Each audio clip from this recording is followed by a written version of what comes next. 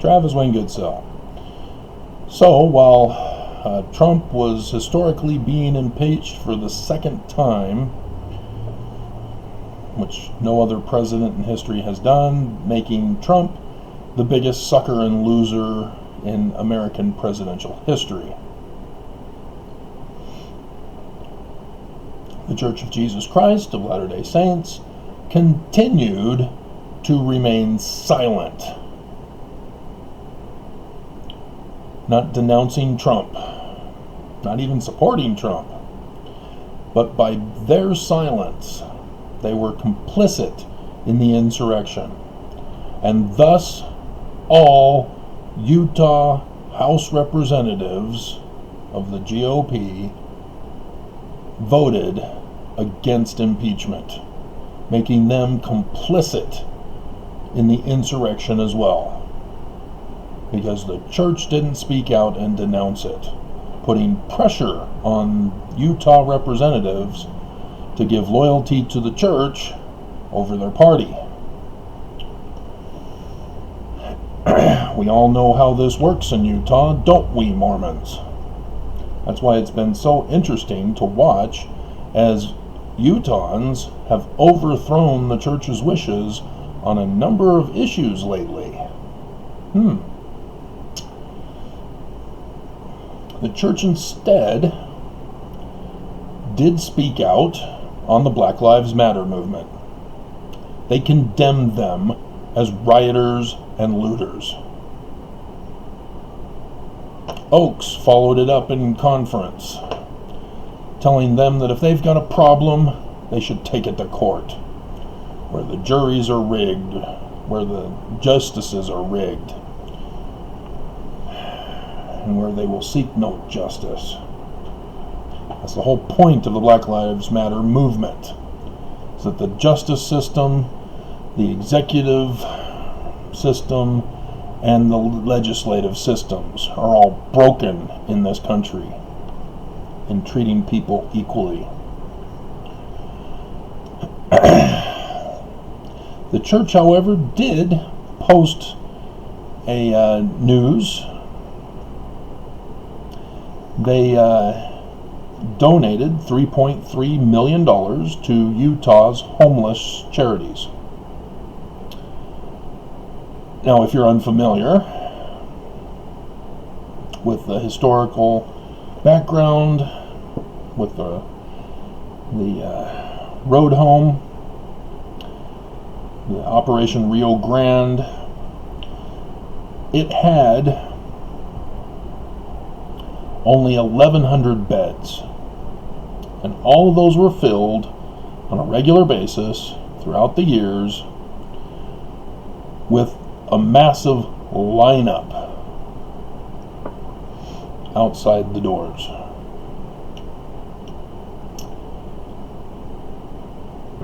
And so they plotted to put in the gateway to close down the shelter. They had no intention of building additional shelters. They were going to either lock them up or put them in the mental institutions, because the mental institutions all claim that if you do drugs, you're mentally ill, not brain damaged.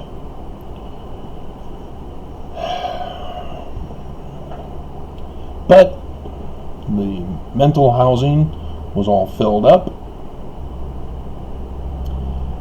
but they didn't find out until after the fact. And despite having filled up the Salt Lake County jail by transferring out other people and making room, they still were only effectively able to convince a handful to plead guilty and go through the drug court or any other mental health court. And so they now were faced with additional problems, as that's what happens when you are inspired by the Holy Ghost. You encounter more and more troubles and problems and difficulties and catastrophes and tragedies and bad, spoiled, rotten fruit.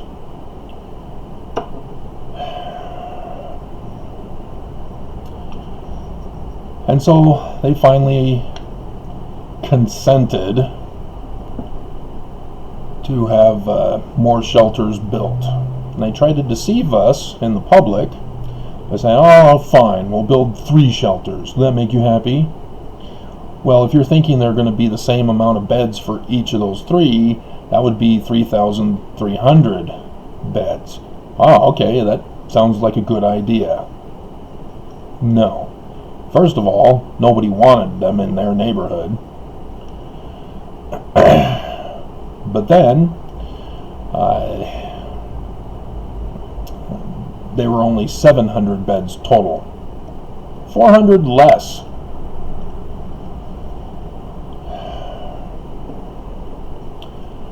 And so then the builders started saying, we underbid.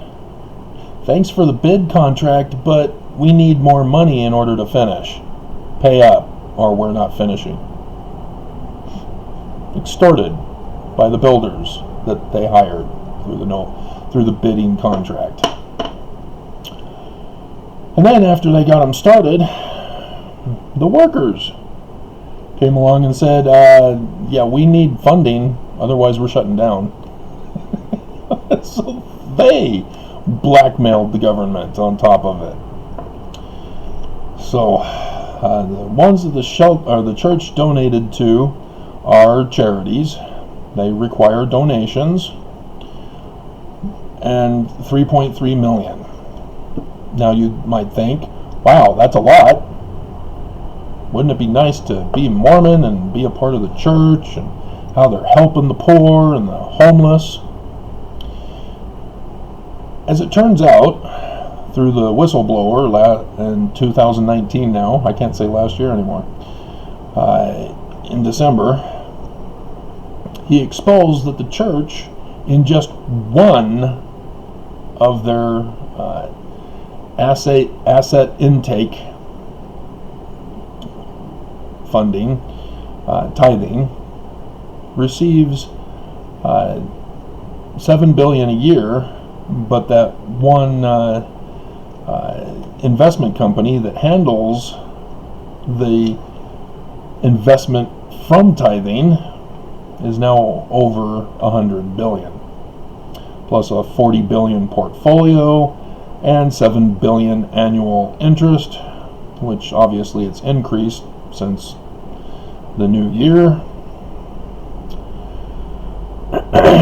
as they no longer need Mormons to donate tithing. But hey, if Mormons are going to give it, they'll take it. And so the church has literally dozens of different business operations. And so if we were to assume, all things being equal, that each and every one of them had $100 billion saved up, we could easily say that the church has $3 trillion in assets, liquid assets. And they most likely have more, but for the ease of the math, let's say they have $3 trillion in liquid assets, and they gave $3 million in charity, announced today. What percentage is that? Well, obviously it would be a tithe, Travis. Church gives a tithe to symbolize the tithing that Mormons give. No. If they were to give a tenth, that would be $300 billion that they would have given to the charities today. That would be a tenth. See, this isn't money that the church has to pay bills with. This is liquid assets.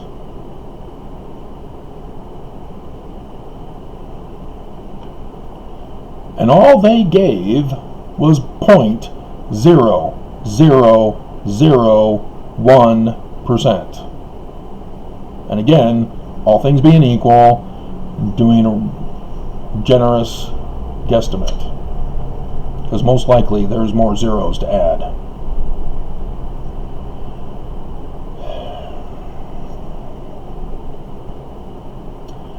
Then you got to factor in that these businesses have people that work there. They need to get paid. They can't do it for free. And as non-profit organization charities, they are allowed to take from the money they receive from donations and pay their employees and pay the people in charge of the charities. And so this is another problem, is that the $3 million is not all going to the homeless. It's going to the charities, and all they can do is pay their employees. The buildings are all taken care of,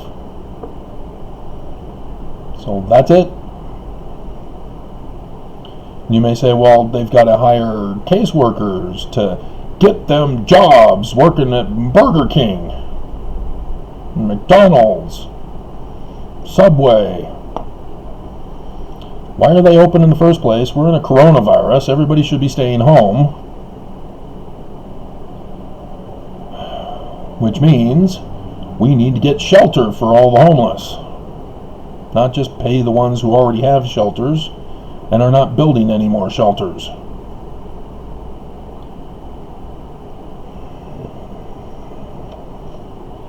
Again, the church is just perpetuating the problem.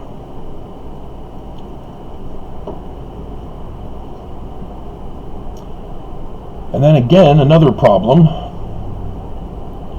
is, why isn't the church doing anything on their own? The Catholic Church of Utah does. They have their own shelter. I didn't see them listed.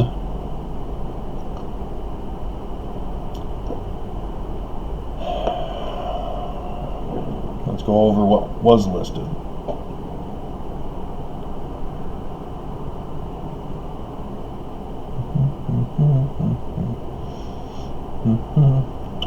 The Road Home, Shelter for Shelter the Homeless,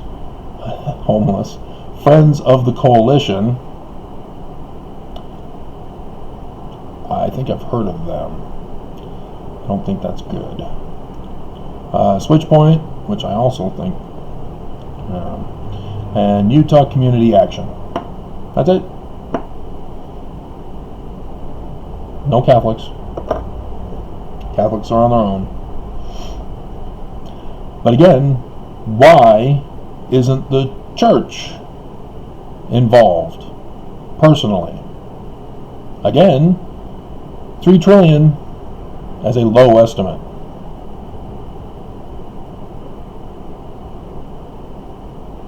Let me read to you what Bishop Waddell says.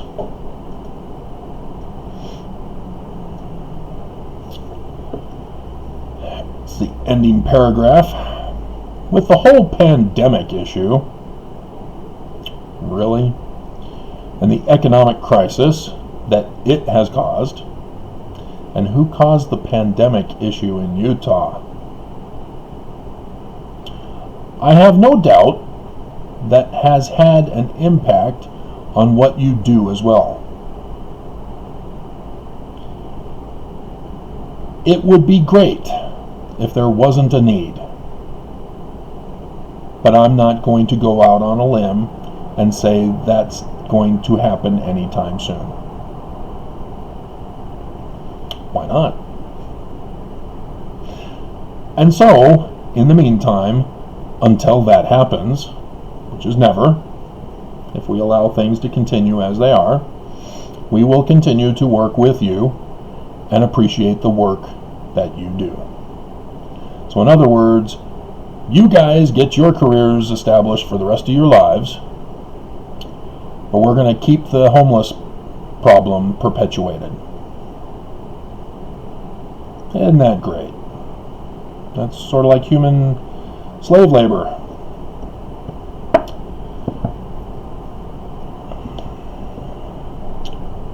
The shelters are getting paid to house humans.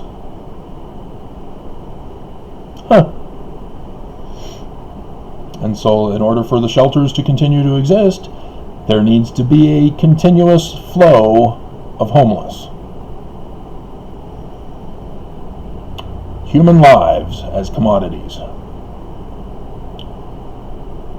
And so the question is, why isn't the church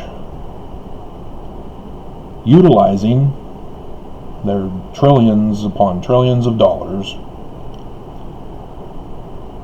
to eliminate the homeless, not by trying to have them executed, as is the current policy,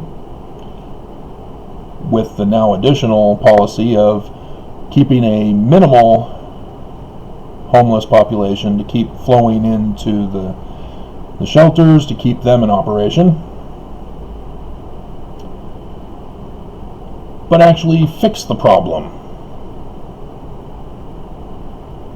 Not by building more shelters, but by actually providing relief. Not in the form of money, but getting them into careers. And since the church is all big on the husband is to preside in the family and to take care of their needs, being the sole breadwinner, a career that a husband and father could be involved on his own to take care of an 8-cow woman, if you remember Johnny Lingo.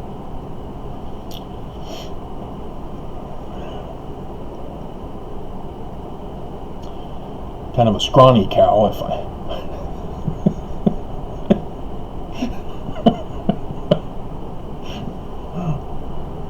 Do I win points from the women I've lost on my channel?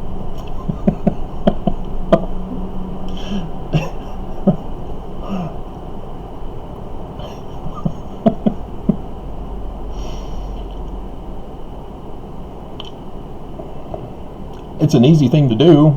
You just have to do away with the current economy, and we can fix it for the whole nation and even the world. Nobody wants to do that. They want to keep the slave economy going.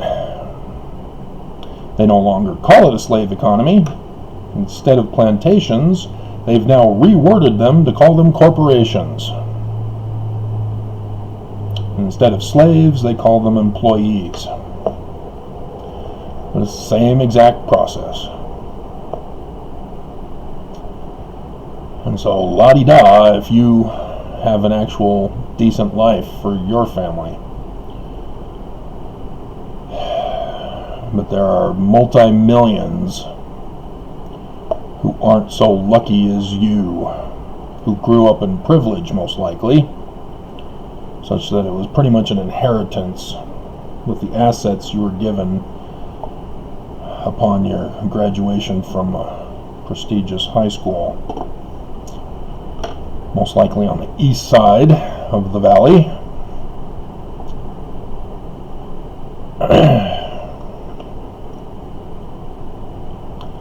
And so I just wanted to point that out to you, that the church will not stop the insurrection. They'd rather complain about Black Lives Matter protesters, calling them rioters and looters, that they need to conform and comply to the laws that are oppressing them, for which they are protesting, and think that they're charitable as a religious charity, according to their articles of incorporation, by giving to other people instead of taking their responsibility, according to the Articles of Incorporation, to be an actual religious charity. I guess the church can't be bothered to be a religious charity, can they?